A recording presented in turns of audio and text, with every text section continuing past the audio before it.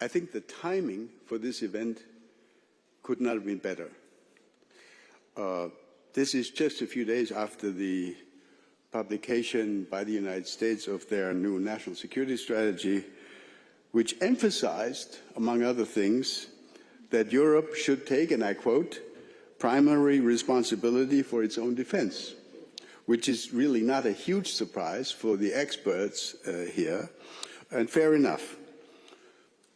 The national security strategy also describes a Europe which is threatened, and again I quote, by civilizational erasure. I guess Europe needs to come up with a determined response, a response of self-assertion, maybe even a response of pride and of ambition and of vision. Second, this is, of course, a very critical moment, as we have heard. You've just spoken about it in your press conference with Chancellor Merz. Critical moment in the ongoing negotiations and discussions about how to end and when to end the Russian war in Ukraine. And third, we have, in addition, the continuing and intensifying discussion about the hybrid campaign conducted by Russia, not only against Germany, but against the entire community of NATO allies. Without further ado, since we are under a lot of time pressure here today, I would now just like to stop here, offer the floor to Foreign Minister Wadepool for his welcoming remarks, and that will be followed immediately by Secretary General Rutte's speech. Minister, you have the floor, please.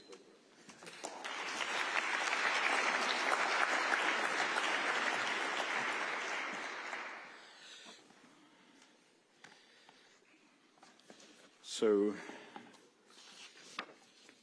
good morning or good afternoon, everybody. Thank you for having me, for having us, dear Mark, Ambassador, dear colleague Roderich, ladies and gentlemen, colleagues. It's always great as a Northerner to be in Bavaria, but it's my face as the foreign minister to be abroad, and in a way it's same feeling here. But if you want to know Russia's actions, listen to what it accuses others of. A couple of years ago, we all got used to a constant Russia lament about supposed Western plots on influence Russian society. In reality, of course, it is Russia that is spending millions of dollars subverting democratic processes around the world. Later, when the Russian regime was trying to justify its invasion of Ukraine, it alleged a systematic oppression of Russian speakers in the Donbass. In reality, of course, it is Russia that is today trying to erase the Ukrainian language and the cultural identity in the territories that it occupies in Ukraine. What can we learn from this? First, that a behavioral pattern like this is often referred as a projection in psychology. And second, that when Putin tells Russian media his country is not planning to fight European countries, but if Europe were to start a war, he is, and I quote, ready right now. We should all be worried indeed. Because Russian hybrid actions are already targeting us in Europe as we speak. Parcels sent to German logistic hubs that go up in flames. Spy drones hovering over airports and Bundeswehr barracks. Cyber attacks against key nodes of our civilian infrastructure. These actions are calling for an adequate response. Ladies and gentlemen, colleagues, it is not a matter of choice choice that the harsh logic of military deterrence is the main strategic imperative of our time. It is a matter of fact. I am glad in this day and age it is you, dear Mark, whose leadership we count on both sides of the Atlantic. And I'm glad that we agreed at our summit in The Hague to a new defence investment pledge of 5%. Germany will meet our new spending target well before the 2035 deadline. This year alone, as many of you know, Germany made relevant steps toward facing up our geopolitical reality. In March, we adapted our constitution to allow for more adequate military spending. Last week, the Bundestag passed a reform of our conscription law. And more importantly, this year, Germany has also become Ukraine's biggest supporter in terms of both military and non-military assistance. At last week's NATO foreign ministers' meeting, together with Norway, Poland and the Netherlands, dear Mark, we announced financing for 2 additional packages of acquisitions under the prioritized Ukraine requirements list, bringing our total contribution to $700 million. But I also want to say this: more allies in Europe need to urgently step up. We are grateful for the United States' efforts in pursuing a lasting peace in Ukraine. Relevant progress has been made with crucial Ukrainian and European involvement in sketching out key principles for us for this. This includes, in particular, securing an end to the war that leaves Ukraine sovereign, independent and secure from future Russian aggression. Ukraine has shown remarkable flexibility, most importantly an openness towards an immediate and unconditional ceasefire. But we are yet to see any meaningful Russian readiness to negotiate. The Russian position today seems to almost boil down to: if we don't get for free what we couldn't get during 11 years of fighting, we won't even talk. That is not a serious negotiation position. But it is a potent reminder that this war will probably only end when Putin feels that the consequences of continuing it having become too painful. To get there are, in my view, 2 things that we, as European allies, need to do. First, we need to increase the pressure on Russia. We need to let Russia know that the costs, especially the long-term costs of continuing its senseless war, are only about to rise. Leveraging Russia's frozen sovereign assets in Ukraine, as proposed by German Chancellor Merz, is a necessary step towards that end. But secondly, and even more importantly, we need to maintain cohesion within NATO. For what sets us apart from Russia is this: we say what we do what we say, and we stand on the side of freedom. And as free countries, the differences in political outlook that will ever cease to exist between us should never drive us apart. For they are first and foremost this: an important source of our strength. I thank you, and I look now forward to hearing you, dear Mark, the Secretary General of NATO. Thank you so much.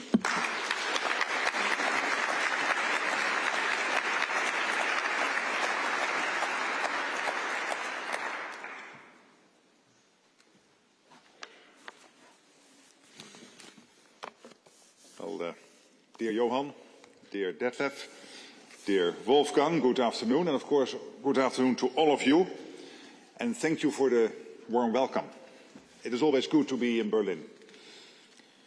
Just over 36 years ago, on a now famous night in November, NATO Secretary General Manfred Wörner jumped in his car and drove through the night to Berlin. In the rush, he forgot to tell his staff in Brussels where he was going. Manfred was heading home to Germany to join the crowds celebrating the fall of the Berlin Wall. Today, a section of the wall stands at NATO headquarters. It was a barrier to keep people in and ideas out. And now it is a monument to the force of freedom, a reminder of the power of unity and a lesson that we must stay strong, confident and steadfast. Because the dark forces of oppression are on the march again. I'm here today to tell you where NATO stands and what we must do to stop a war before it starts. And to do that, we need to be crystal clear about the threat. We are Russia's next target. And we are already in harm's way. When I became NATO Secretary General last year, I warned that what is happening in Ukraine could happen to allied countries too. That we have to shift to a wartime mindset. This year we took the big decisions to make NATO stronger. At the summit in The Hague, allies agreed to invest 5% of GDP annually in defence by 2035. We agreed to increase defence production across the alliance. And we agreed to continue our support to Ukraine. But this is not the time for self-congratulation. I fear that too many are quietly complacent. Too many don't feel the urgency. And too many believe that time is on our side. It is not. The time for action is now. Allied defence spending and production must rise rapidly. Our armed forces must have what they need to keep us safe. And Ukraine must have what it needs to defend itself. Now. Our governments, parliaments and our citizens have to be in this together, so that we can continue to protect peace, freedom and prosperity, our open societies, our free elections and a free press.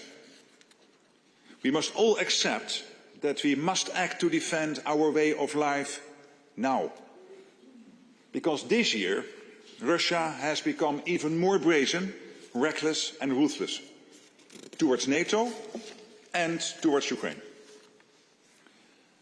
During the Cold War, President Reagan warned about the aggressive impulses of an evil empire. Today, President Putin is in the empire-building business again. He is throwing everything he has at Ukraine, killing soldiers and civilians, destroying the havens of humanity, homes, schools and hospitals. So far this year, Russia has launched over 46,000 drones and missiles against Ukraine. Russia is likely producing 2,900 attack drones a month and a similar number of decoys to distract air defences. And in 2025, Russia produced around 2,000 land attack cruise and ballistic missiles. It is close to peak production.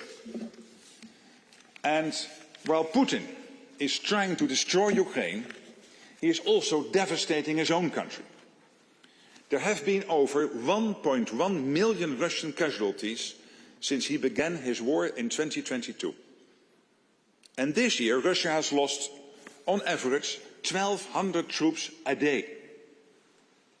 Think about that. More than 1 million casualties so far and 1,200 a day killed or wounded this year alone.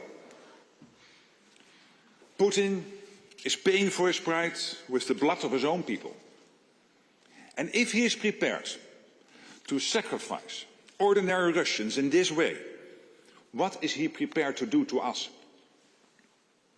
In his distorted view of history and the world, Putin believes that our freedom threatens his stranglehold on power and that we want to destroy Russia.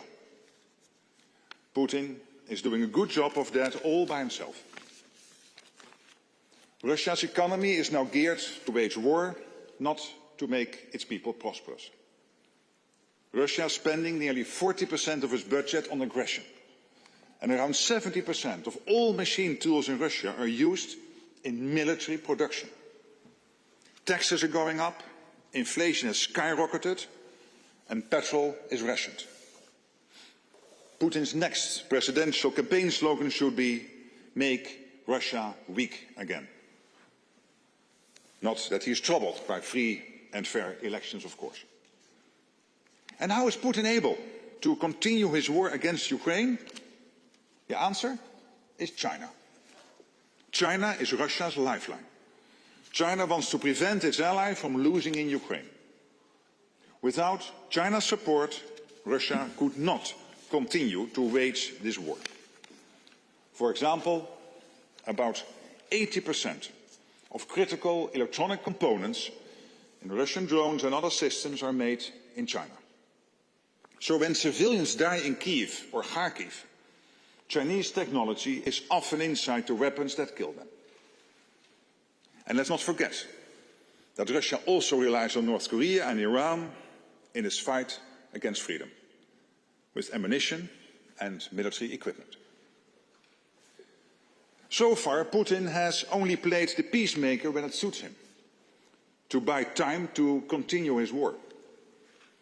President Trump wants to end the bloodshed now, and he is the only one who can get Putin to the negotiating table. So let's put Putin to the test. Let's see if he really wants peace, or if he prefers the slaughter to continue. It is essential that all of us keep up the pressure on Russia and support the genuine efforts to bring this war to an end. NATO support means Ukraine can defend itself today, be in a strong position to secure a just and lasting peace, and be able to deter any Russian aggression in the future. Billions of dollars worth of critical military hardware is flowing into Ukraine, sourced from the United States, paid for by allies and partners. This is firepower only America can provide. We are doing this through a NATO initiative, indeed we call Pearl. Since it was launched this summer, Pearl has supplied around 75% of all missiles for Ukraine's Patriot batteries, and 90% of the ammunition used in its other air defense systems. And I want to thank Germany and all our allies for their support. Pearl is keeping Ukraine in the fight and protecting its population. And I count indeed on more allies to contribute to Pearl and to step up support to Ukraine in many other ways. Because we must strengthen Ukraine so they can stop Putin in his tracks. Just imagine if Putin got his way. Ukraine under the boot of Russian occupation. His forces pressing against a longer border with NATO, and a significantly increased risk of an armed attack against us. It would require a truly gargantuan shift in our deterrence and defence. NATO would have to substantially increase its military presence along the eastern flank, and allies would have to go much further and faster on defence spending and production. In such a scenario, we would long for the days when 3.5% of GDP on core defence was enough. The number would grow massively. And with that imminent threat, we would have to act fast. There would be emergency budgets, cuts to public spending, economic disruption, and further financial pressure. In that scenario, painful trade-offs would be unavoidable, but absolutely necessary to protect our people. So let's not forget, Ukraine's security is our security. NATO's own defences can hold for now. But with its economy dedicated to war, Russia could be ready to use military force against NATO within 5 years. Russia is already escalating its covert campaign against our societies.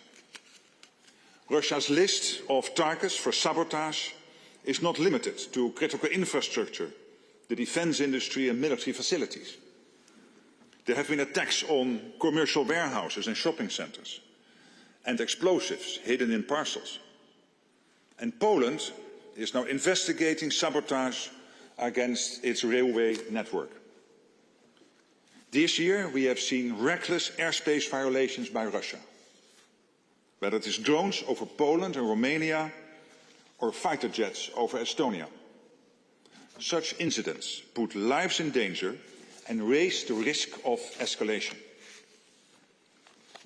And while we often think of the risk primarily in terms of our eastern flank, Russia's reach is not limited to land. The Arctic and the Atlantic are additional avenues. A reminder yet again of why this alliance has been so crucial for so many years on both sides of the Atlantic. So we are working together to ensure the safety and security of all allies, on land, at sea and in the air. We have increased our vigilance and strengthened our deterrence and defence along the eastern flank with Eastern Sentry. And we continue to protect our critical infrastructure at sea with Baltic Sentry. NATO's response to Russia's provocations has been calm, decisive and proportionate. But we need to be prepared for further escalation and confrontation. Our enduring commitment to NATO's Article 5, that an attack on one is an attack on all, sends a powerful message. Any aggressor must know that we can and will hit back hard. And that is why we made the crucial decisions in The Hague on defence spending, on production and support for Ukraine. And yes, we are seeing important progress. Look at ammunition production. We have seen a 6-fold increase in European production of 155mm artillery shells compared with 2 years ago. I visited a new factory in Germany, in Unterlüß, this year, which plans to produce 350,000 artillery shells a year. Germany is fundamentally shifting its approach to defence and industry to increase defence production. And the investments Germany is making in its armed forces are extraordinary. Around 152 billion planned for defence by 2029, 3.5% of its GDP by 2029. Germany is a leading power in Europe and a driving force in NATO. German leadership is essential for our collective defence. Its commitment to doing its fair share for our security is an example to all allies. We need to be ready, because at the end of this first quarter of the 21st century, conflicts are no longer fought at arm's length. Conflict is at our door. Russia has brought war back to Europe, and we must be prepared for the scale of war our grandparents and great-grandparents endured. Imagine it, a conflict reaching every home, every workplace.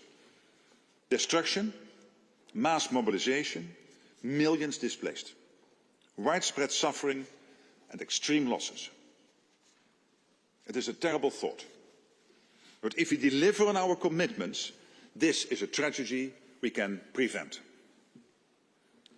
NATO is here to protect 1 billion people on both sides of the Atlantic. Our mission is to protect you, your families, your friends and your future. We cannot let down our guard and we won't. I count on our governments to keep up with their commitments and go further and faster, because we cannot falter or fail. Listen to the sirens across Ukraine. Look at the bodies pulled from the rubble. Think of the Ukrainians who might go to sleep tonight and not wake up tomorrow. And what is standing between what's happening to them and what could happen to us? Only NATO. I have a duty as Secretary General to tell you what lies ahead if we don't act faster, invest in defence and continue our support for Ukraine. And I know this is a hard message as we head towards the festive season, when our thoughts turn to hope, light and peace. But we can take courage and strength knowing that we stand together in NATO, with determination and a knowledge that we are on the right side of history. We have a plan, we know what to do, so let us deliver. We must. Thank you.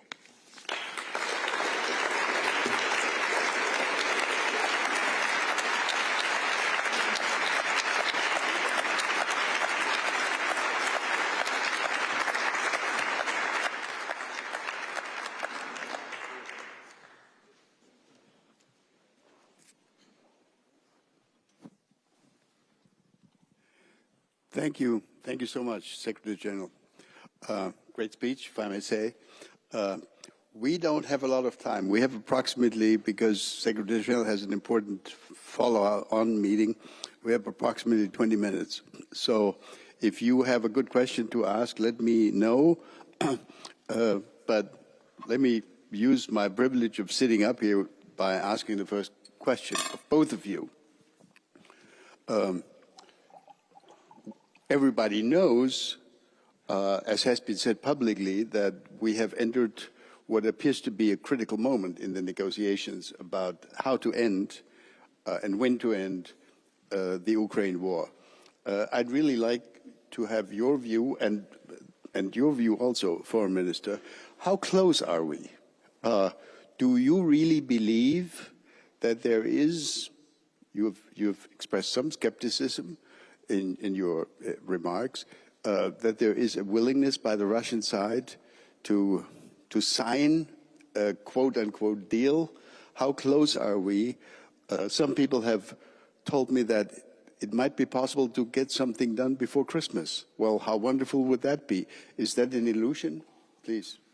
It's difficult to say. That's the honest answer. And I can only say that President Trump, the Americans, are working tirelessly to get this done. And I really want to commend them for that. And Germany and France and United Kingdom, Poland, Italy, and the other European allies and Canada are helping, and there the Netherlands to support wherever they can the peace effort. And of course, there are various elements. One is, how do you reconstruct Ukraine? There was some news yesterday that progress is being made there. We know that it will be crucial after a long-term ceasefire / a peace deal that the Russians will never ever try again to attack Ukraine. So there have to be security guarantees in place of such a quality and level that Putin knows if he tries again, the reaction will be devastating. And we all know there will be a delicate, difficult discussion about territory, which in the end only the Ukrainians can decide about. Do I think that when it comes to Ukraine, the US and Europe to get to one page? Yes, I'm positive. I think we can. Am I sure that the Russians will accept? I don't know. This is the test, which I also said in my speech. We have to test Putin now whether he is serious. And the guy is willing, last month, to suffer 25,000 of his own people. 25,000 people dead. Not seriously wounded, no, killed, dead. 25,000. 1.1 million dead or seriously wounded over the last 4 years.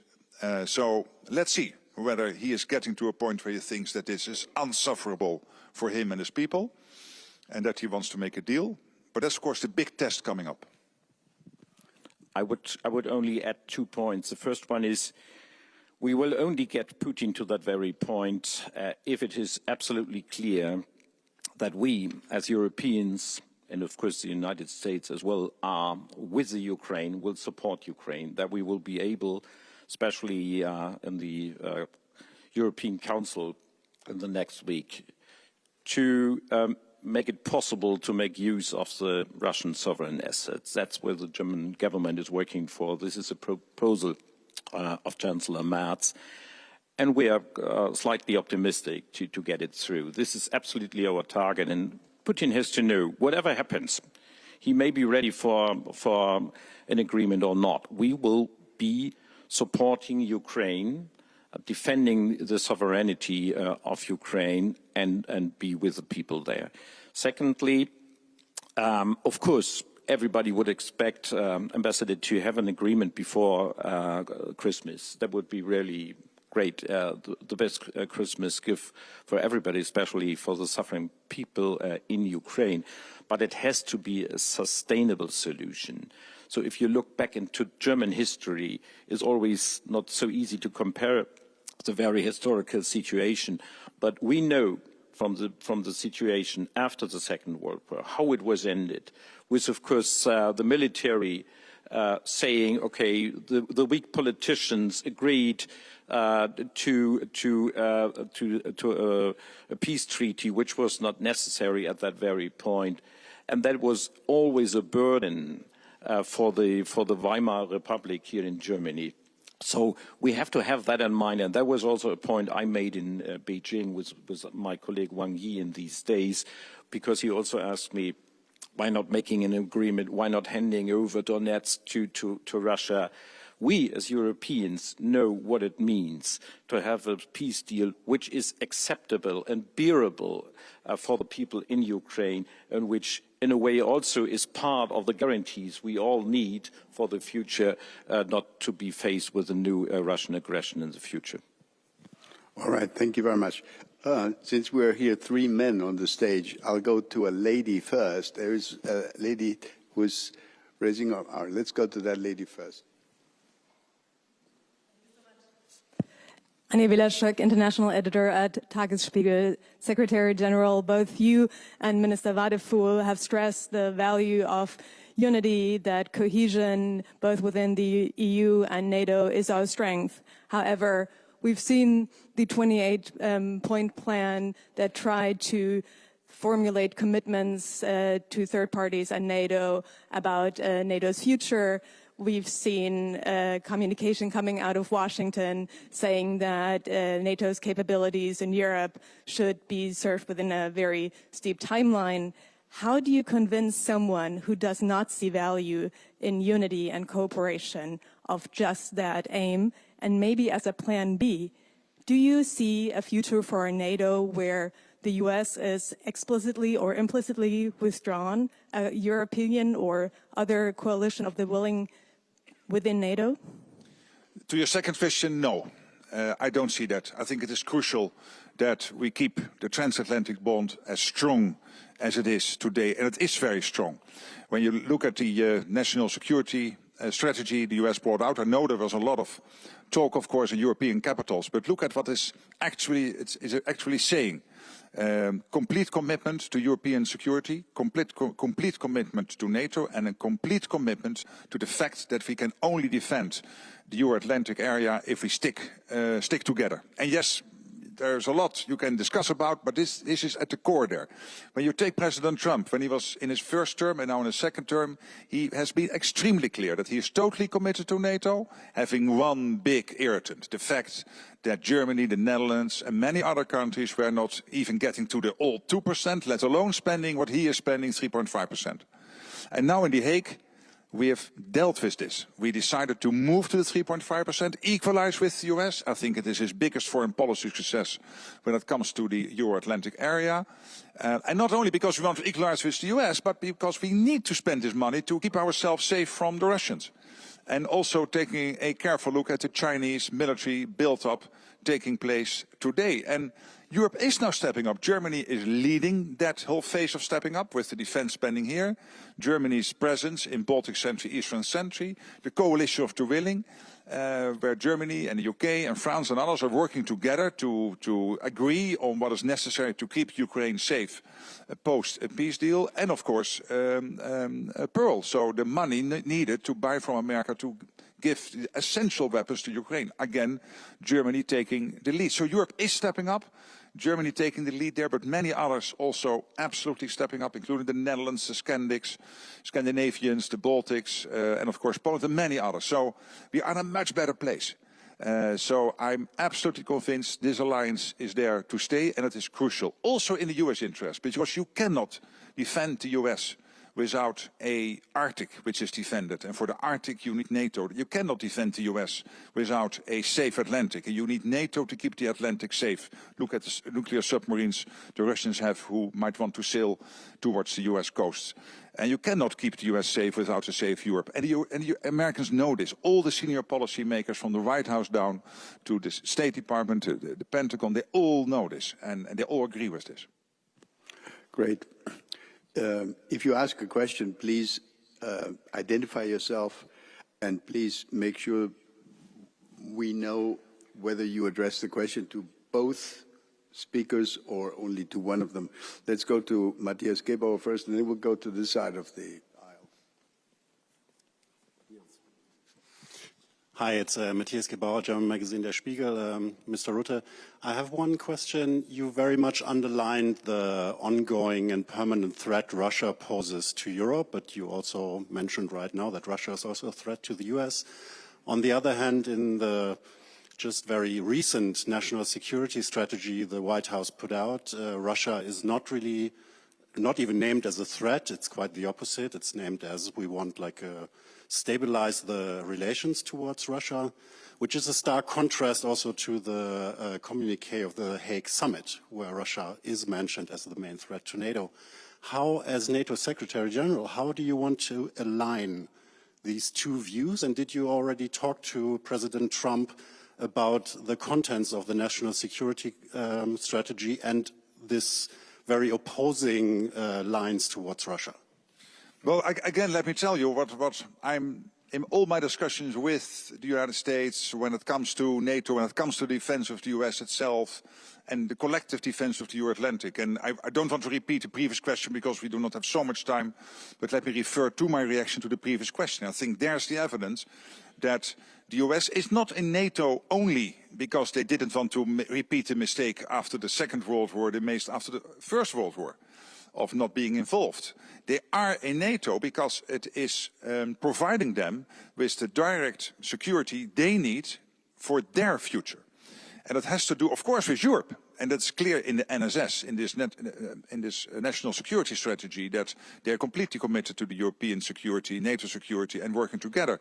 But it also has to do, as I said, with the Arctic and the Atlantic. These are three key elements of NATO which are there not only to keep Europe safe, but to keep the whole of the Euro-Atlantic safe. And when it comes to the Indo-Pacific, they also, of course, have to spend time there. That's clear. And NATO is not directly involved. We have a close cooperation with many countries there in this Indo-Pacific for cooperation. But it was the American president explicitly asking me when I first visited him in the White House in March this year, after he got back into office, after his inauguration, relationship with the IP4 close, because he and all the senior policymakers know that these two theaters, the Indo-Pacific and the Euro-Atlantic, are closely connected. May I add, I would ask all of us not to put things in doubt which nobody puts in doubt in Washington, but only which is put in doubt perhaps and which is challenged in Moscow and in Beijing. And this is the strength and the cohesion of our alliance. And as the 28-point plan was mentioned, it is no longer existing. We had some influence on it. When it was made public, published, we were able to talk to the Americans. I was able to talk to Steve Witkoff and to discuss the points. We were able to discuss it with Ms. Marco Rubio. And we have a new plan, which is a 20-point plan, and which has really changed. So do we have to be engaged with the United States more than before? Yes. Is it possible to find a common ground? Yes. And that was the very success of the Hague summit in this springtime. So when we went forward, when we were clear that we are engaged, that we not only spend 2%, but we are ready to spend 5% or more, United States were there. And of course, there was a common ground, and we found that common declaration. And you see no doubts, also in this specific new paper from Washington, which really put in doubt the nuclear umbrella and the willingness to defend Europe together with the European allies. And please do us not allow to raise questions which were really in the end of the day not raised in Washington. All right, we'll go to this side of there. Where were the questions here? The gentleman over there.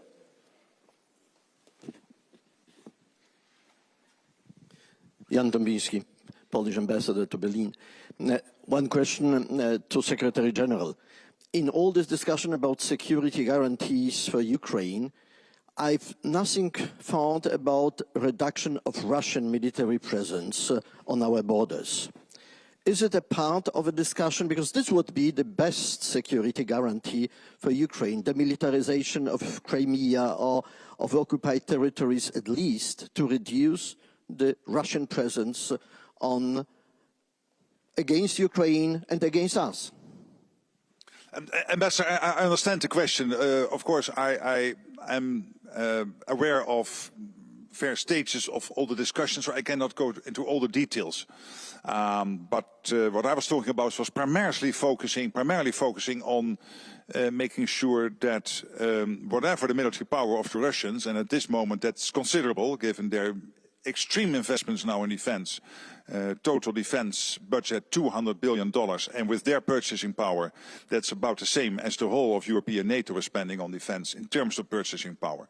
So it's really a lot of money, and they don't have all the bureaucracy we have, so they can take the decisions quickly, easily move to this wartime economy as they have done. And that's why they are posing a threat immediately. And what we need to do with these security guarantees, first of all, is to make sure that they will never try again, by knowing that our reaction will be, as I said, devastating. That's now the prime focus. We have time for maybe two more questions. There's the lady, yes, in the fourth row there.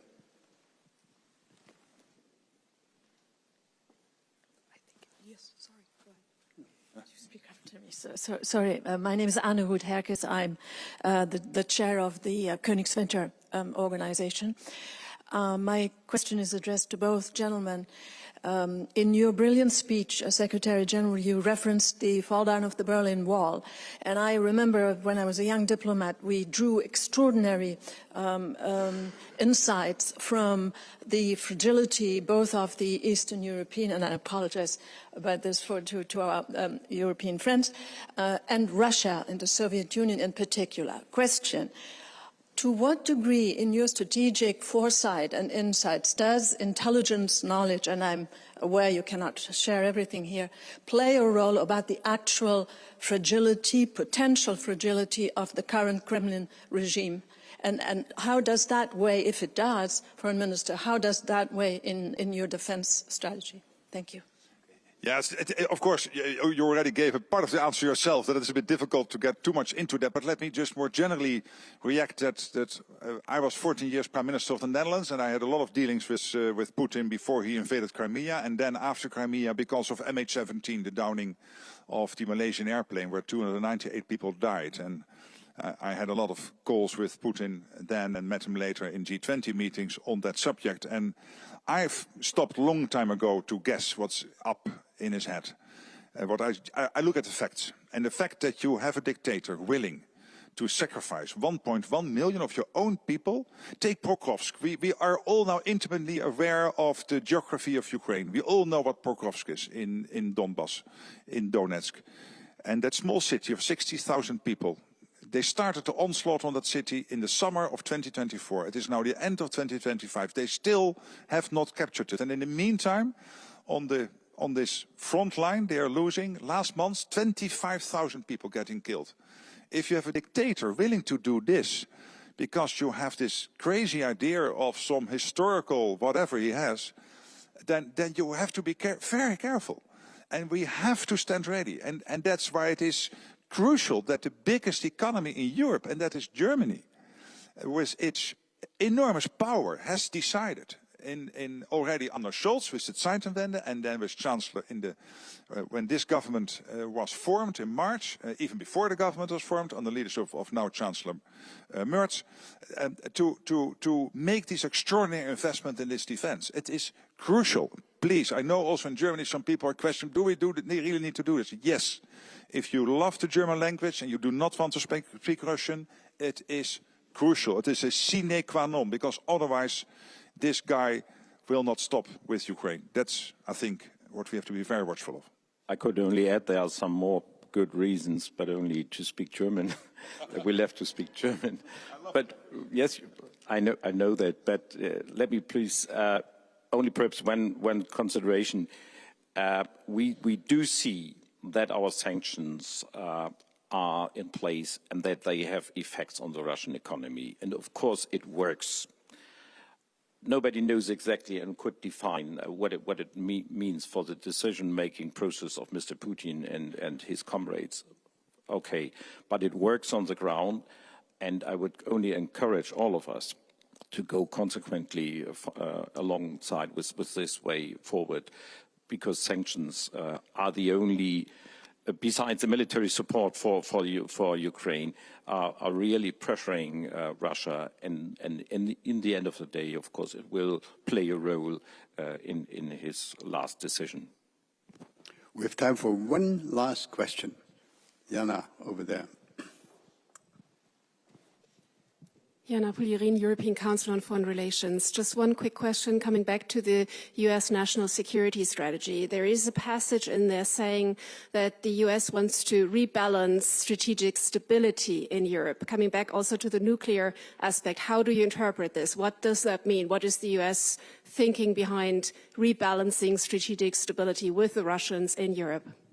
Well, what we have seen over time, of course, is that basically let Russia to the side for a moment, but when we look at the American foreign policy and its approach to NATO, first of all, there was this big irritant of the European and Canadian allies not spending the same as the Americans were spending. That is now dealt with. And again, Germany, even 6 years before the 2035 deadline, getting to this 3.5% crucial. Then the Americans have always been clear also that they expect Europe to do more. To do more of the heavy lifting. And why is that? Because the US also has to concentrate on the Indo-Pacific and other parts of the world, knowing that these theaters are more and more getting interconnected. So that's what you will see over the coming years, a shift, not dramatic, but to some extent in Europe we will have to take care more of our own defense. This whole rumor about 2027 is not right. US has also confirmed that, so that's off. This Reuters report on Friday was not right. But more generally, yes, it is clear that Europe will have to step up, and that's exactly what we are doing. And is there room of enhancement? Of course there is. I would only add one point. We should not only concentrate on the so-called end question, because we have some restrictions also legally binding for Germany, but we have some other qualities like deep precision strike capabilities, and that's where we are concentrating on, and that has similar effects and can have similar effects. Thank you. Thank you very much. I know I have to apologize to all those who wanted to come in, but we've really run out of time. I apologize. The one thing I know is that these two gentlemen will meet again at a certain event in Munich in mid-February, and some of you will also be there. I'm sure many of the journalists, media people will be there. So let's meet again in February, hopefully with good news, better news than the news we've had in recent days and weeks. Thank you all for participating. Let's give our two speakers a round of applause, please.